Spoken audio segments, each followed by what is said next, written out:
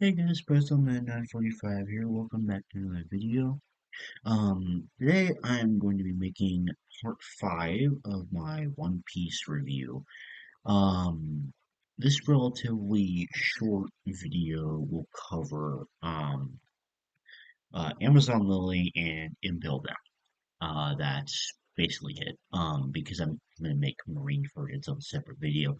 Um, so let's get into it. So to start off, Amazon Lily wasn't my favorite. I mean, it wasn't bad. Like, it was kind of weird. Actually, very weird. Um, I like Boa Hancock, and I think the theming of it being like an all-female island is interesting. But like, some of the jokes about the women wanting Luffy's family jewels are extremely cringy, and it's just not particularly funny, and it's very odd. Um, so I mean, the whole arc isn't like bad per se. Um, but I do like a lot of the like build up that's in it toward Impel Down. Um, but it's okay, I guess. Like maybe it's your D tier arc, I guess. And then Impel Down next. And this was a fantastic arc. This was extremely entertaining, and and this is like such a brilliant way to have a way to for Luffy what I say for both new characters to be introduced and old characters to be reintroduced in new ways. Because this arc features a lot of very famous characters from past arcs. There's Buggy the Clown, Mr. 3, Mr. 2, Mr. 1, Crocodile even. Um, but also in this arc, we're introduced to the new character Jinbei, who, by the way, is absolutely fantastic. I think that Jinbei is so like just cool. I love his fishman karate and just like he's just really cool. Um I also loved seeing Mr. 3 and Buggy again was hilarious. And also I loved seeing Bon Clay again. That was really funny. His sacrifice was so sad. Um and also Crocodile, easily my favorite like character reintroduction. He was crazy cool and just incredibly entertaining throughout the entirety of the arc. I really like how Impel Down is just essentially this giant prison break arc. I think that's hilarious. I love the creativity of all the different levels of Impel Down. I think that Hannibal, like constantly wanting to blame Magellan and become the warden himself is hilarious. And the fact that Magellan just has constant poop like stomach issues and has to poop all the time. I think that's also really funny. Um, and I think that what this arc does best is it really creates a lot of tension by having so many up and down moments between like moments where you think, yeah, they're gonna escape, or oh no, don't stop now.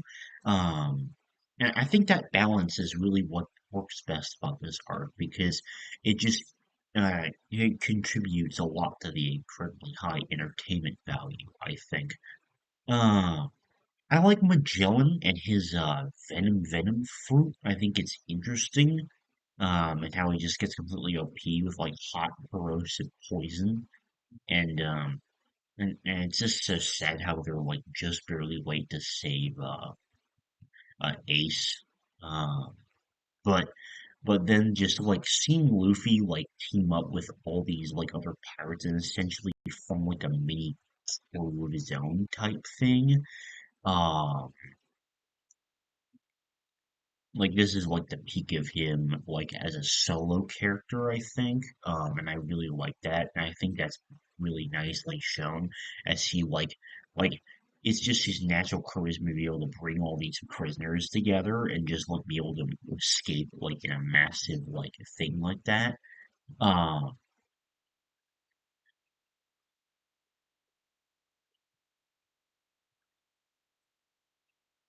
Um, I really like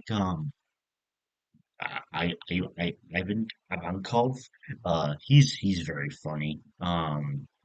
And I think it's interesting about his connection to the revolutionaries. It makes me very curious when they're going to play a bigger part in the actual story because so far it's mostly just been mentioned by name. And I'm very, very curious as to like what exactly is going to happen regarding that. And then oh boy, Blackbeard, dude, Blackbeard is awesome. Um, Blackbeard is like one of my favorite characters. Um, because um, like I think Blackbeard is an amazing villain because like he seems very like unassuming at first until you kind of realize. Oh, oopsies. Okay, there we go. Uh, until you kind of realize that, like, oh man, yeah.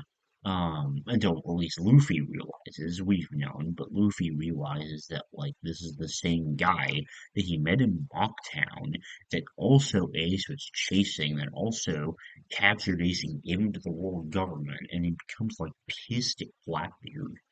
And I think the most brilliant thing about Blackbeard is he has like literally one of the most OP devil fruit powers in the dark fruit. And yet at the same time, when he sees like Luffy powering up, you can tell by his expression, he gets like kind of afraid because like because he's kind of a coward in a sense. Not a huge coward because otherwise he probably wouldn't be a warlord of the sea then. Um, um, but um,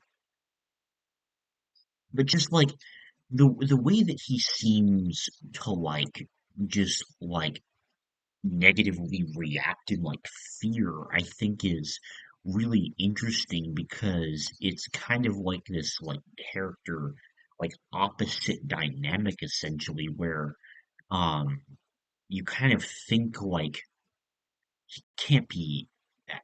I think the best way to put this. He essentially is like a backstab. Um, and I think those kinds of characters are really really interesting, villains especially because like they know they aren't strong enough to contend with the world's strongest, but they're so like wonderfully deceptive. Um, And Blackbeard is is a perfect example of how to make a really entertaining backstabber, cowardly type character. Which I think is really really cool. I really like Blackbeard. Uh, and also, if I were to have a devil fruit, it would easily be the dark fruit, no question. Not only because it looks OP as fuck, but also it looks by far the coolest of any of the devil fruits that I've seen so far. Um, but I think that about sums up everything I wanted to say. Obviously, it's going to be a little bit shorter of a part, especially compared to the last one. I have less to say about this compared to like Throne Bark and Sabaody. But yeah, Amazon Lily was just okay, and Impel Down was great, like easy A tier arc for me. Um, so yeah, that's gonna do it for this review, and the next video will be Marineford and everything up until the time skip. So, thanks for watching, and I'll see you later. Bye.